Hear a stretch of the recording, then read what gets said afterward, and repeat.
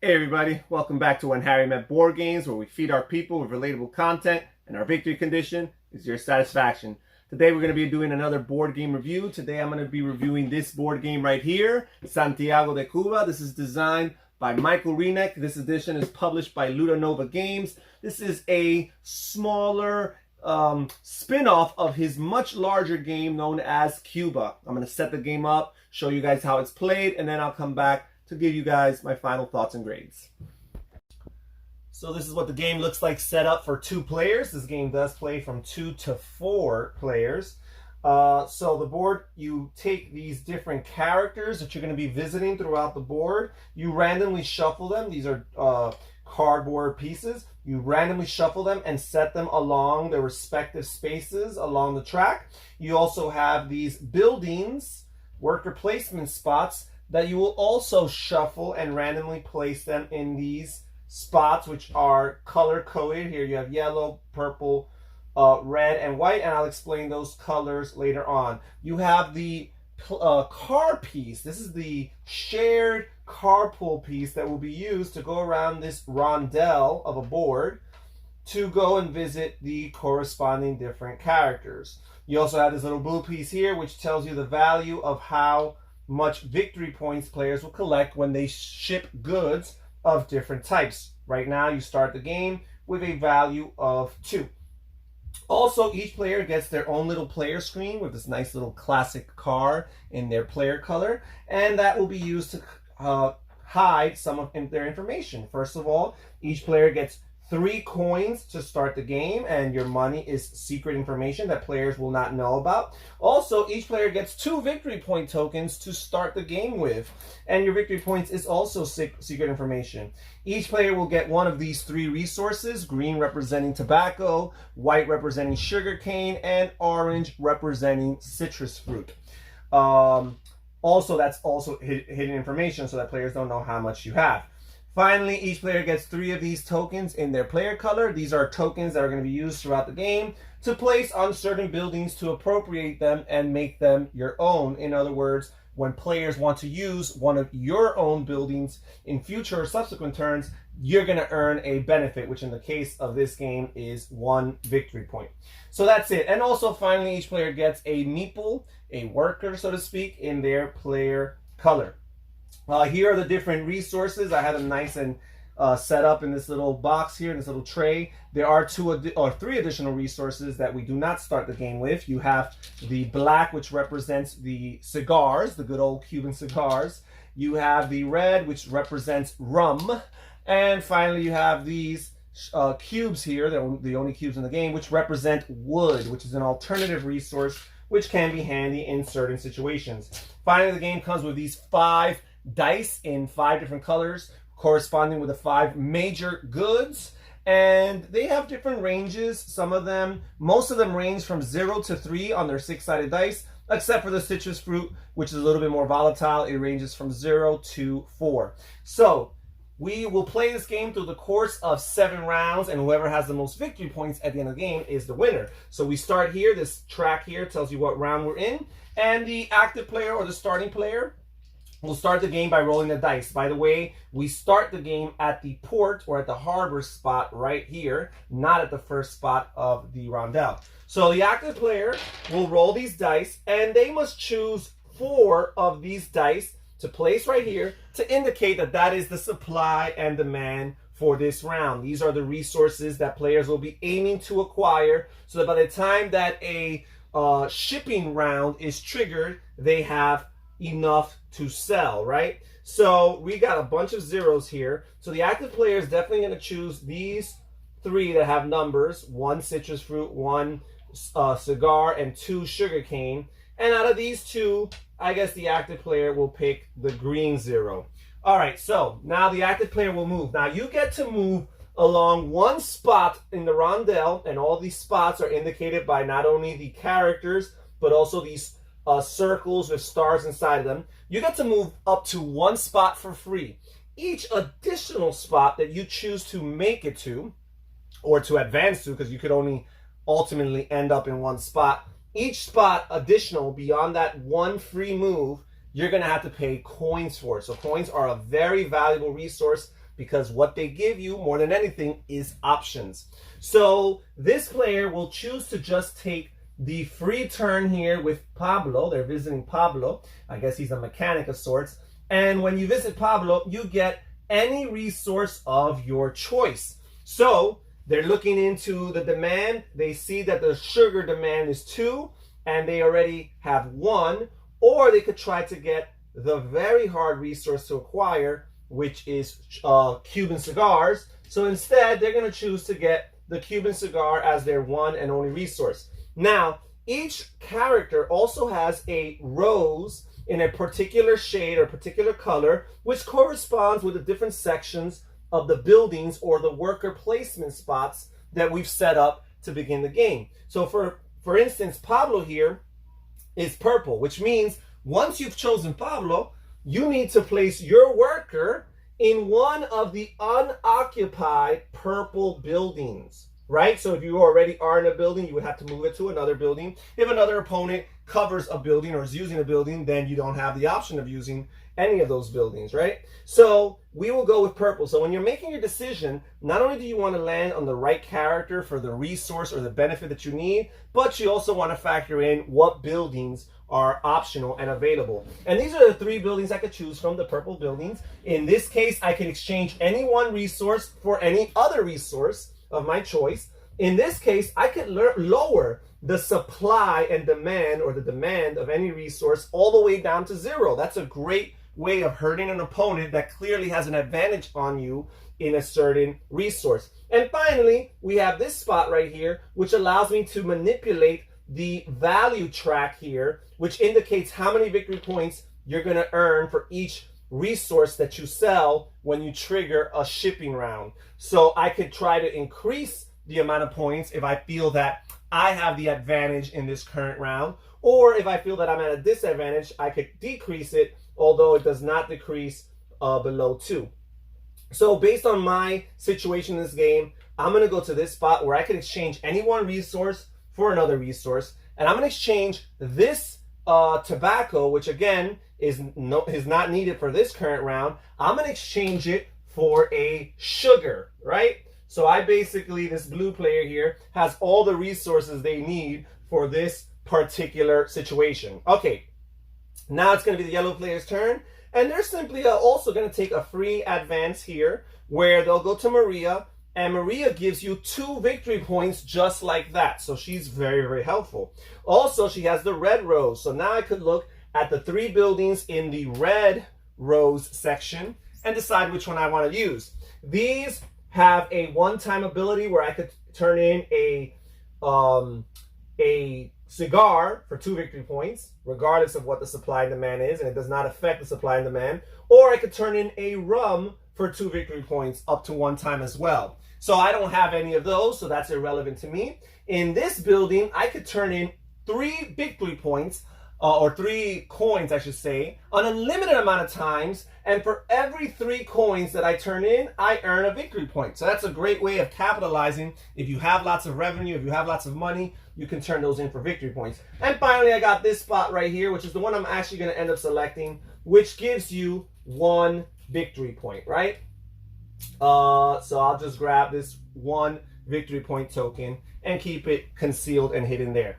All right, now it's back to the blue player's turn, and they're going to spend 1 coin, what the heck, to skip this spot and go over here to Miguel. And Miguel gives you 2 wood, and wood has a few, useful purposes, but more than anything, what wood can be used is when we trigger a shipping round. The shipping round is it's alternative. It's not a simultaneous play. Players take turns fulfilling one demand or the other as they see fit. Whatever you can do during your turn of shipping, you can use these wood to turn them in. You can use 2 wood to turn them in for any resource that you do not have, or I should say 1 wood to turn them in for any resource, but you get half the value. So for example, you don't have any cigars, but you want to mess up the other player, you can turn in 1 of your wood in exchange for a cigar, And instead of getting the maximum victory points that each resource gives you based on the value track, you would only score 1 victory point for that wood. So it's not a lot of points, but again, it's a resource you may not have had anyways, and it prevents an opponent from maybe capitalizing on that. So that's what the wood does. Okay, so now because I chose Miguel, I get to pick another purple building, but it has to be a different one from the one that I'm on right now. So I'm going to go over here because the blue player feels very confident with all their resources. They're going to go over here where they get to manipulate the value track. And they cannot decrease it in this case. So instead, they're going to increase it to 3 so that every resource that's sold or shipped will earn each player 3 victory points. And then we will proceed to the yellow player's turn. And the yellow player, do they want some money here? They probably do. So the yellow player is actually going to move over here to Martinez. The yellow player collects 3 coins for visiting Martinez, which is very helpful. And also the yellow player can visit any of the yellow buildings. So this building right here is really straightforward. It gives you 2 coins. This one right here lets you turn in or ship any resource of your choice that is in demand, but when you sell it, you'll get it for 2 victory points no matter what the value track is on. And also, it affects the supply and demand. It counts as a shipping action, which will decrease the demand accordingly. And finally, we have this spot where you can turn in a wood up to 1 time for 1 victory point and 1 coin. I'm going to choose this one right here because I feel already that the blue player is going to have the tactical advantage. So I want to get a leg up on the blue player. And since I know that they have two of these sugar, I'm going to turn in 1 of these sugar here, these sugar canes, to make sure that they don't fully capitalize on that. And right here, I will lower this to 1, and I'll get 2 victory points, right? I could have gotten 3 if I sold it later, but there's a good chance that they would have beaten me to the punch and sell both of theirs for 6, which would have been painful. So there you go. Now it is the blue player's turn once again, and the blue player is going to, go here to Conchita, set themselves up with some resources for the first round. We'll skip Alonso here. We'll go to Conchita, paying 1 coin to skip that spot. And Conchita here gives you 2 citrus fruit resources, and also allows you to go to any of the red buildings. So again, we've used the red buildings before. We know how they work. So I think we're just going to go over here and get a free victory point from that move. I'll just grab one of these 3s here in exchange for a 2. All right. And then now it is the yellow player's turn. The yellow player will go here to El Zorro. The way El Zorro works is you get to pick either 1 coin, 1 resource of your choice, or 1 victory point. In this case, I'm going to choose a sugar cane just to be available for the 3 of the different actions here. And now the way Zorro works is you do not move. When you choose El Zorro, he does not have a colored rose, so you have to activate the same action you just chose your previous turn. So instead, I'm going to turn in another sugar cane for this building right here for 2 more victory points, and again to lower the supply and demand to 0. There you go. And finally, we're going to go again with the blue player. The blue player could choose to go to here to Pedro. They could choose to pay 1 coin to go all the way over here and trigger a shipping round. And if they had enough money, which they don't, they only have 1 coin, they could actually choose to jump all the way over here, bypass the triggering of the scoring round or the shipping round. And what would happen is every time you skip the opportunity to go to the port and to trigger that shipping round, what happens is you advance the value track up by 1. So that could be a really good move for a player that feels like they have the advantage with the resources and also feels like they would really like a lot of points they could increase it by 4. But we're not going to do that. Instead, we're just going to pay 1 coin, skip Pedge over here, go to this port over here, and trigger a scoring round. And the way it works is the player who triggers a scoring round goes first. So there's a limited amount of resources. So when you're playing a 2-player game, even though you have this hidden, if you do your math, you have a really good idea of, or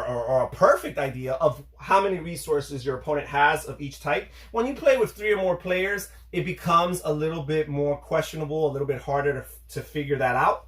So you know exactly what they have. So based on what's there, you would know that the other player, the yellow player, has a green, but that's irrelevant. And they have a citrus. So in order to mess them up, you would probably turn in this citrus fruit here, meet that demand. You would score 3 points because that's where the track is at. It would score you 3 points. And then it would be the yellow player's turn to try and turn something in. But the yellow player in this case does not have any of the resources that are in demand any longer. So the yellow player basically has to skip their turn in the shipping round. And now the black player or the blue player goes again, and they will turn in this black cigar to meet this demand of 1, and again, score 3 points.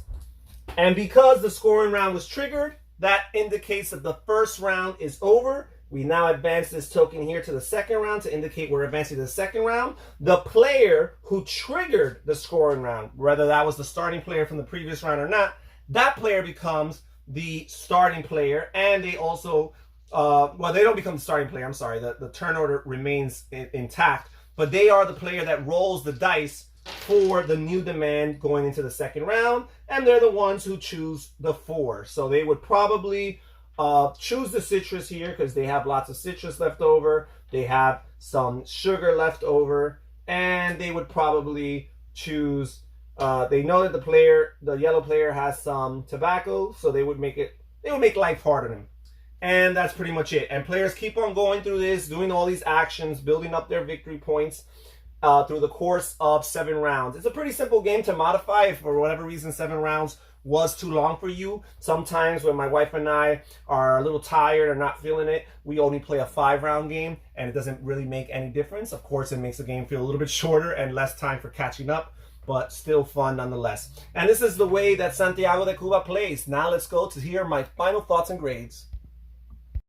So that is how you play the board game Cuba. This is a fun mid-weight Euro style game. Smaller than Cuba, not only in game length, but also in complexity, in weight. But it's a fun alternative. First of all, I do have to say before I go into my final thoughts and grades that my wife is from Cuba. In particular, she was born in Santiago de Cuba. So there is some bias there, and it's one of the reasons why we were interested in these games to begin with. Now, first, let's start with components. I'm going to give this a solid B+ for components based on your typical Euro style components of the early 2010s, right? So based on that, I'm going to give it a solid B+. Nice quality, nothing that really stands out or is extra beautiful, but it's solid and it gets the job done.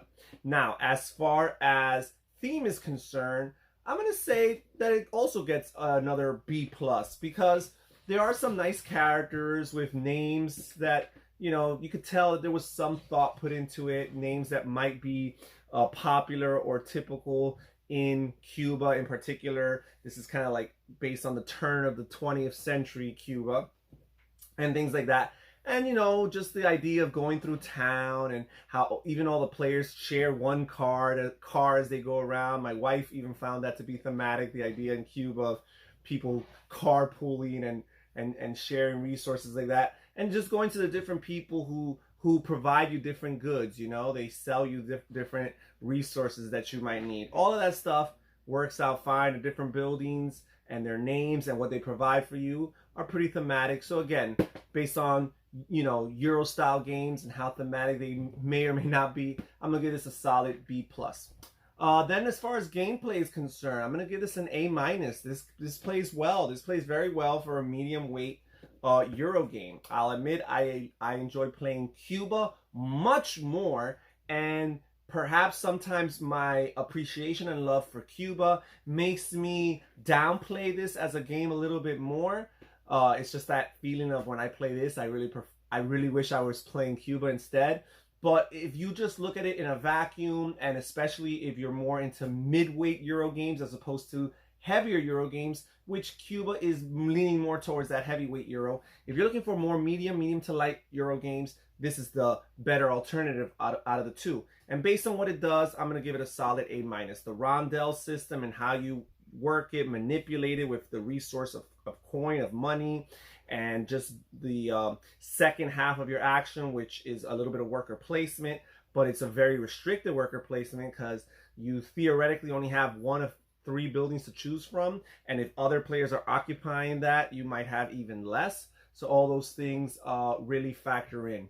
So yeah, I'm gonna give this a solid A- for gameplay. And then there is the novelty factor. This is a very typical run-of-the-mill Euro game, so I'm not gonna say that this is innovative in any true sense of the word. However, there's some neat, interesting things. The idea of a resource market or a supply and demand market that is dependent on the rolling of dice. I don't think too many games have done that kind of thing.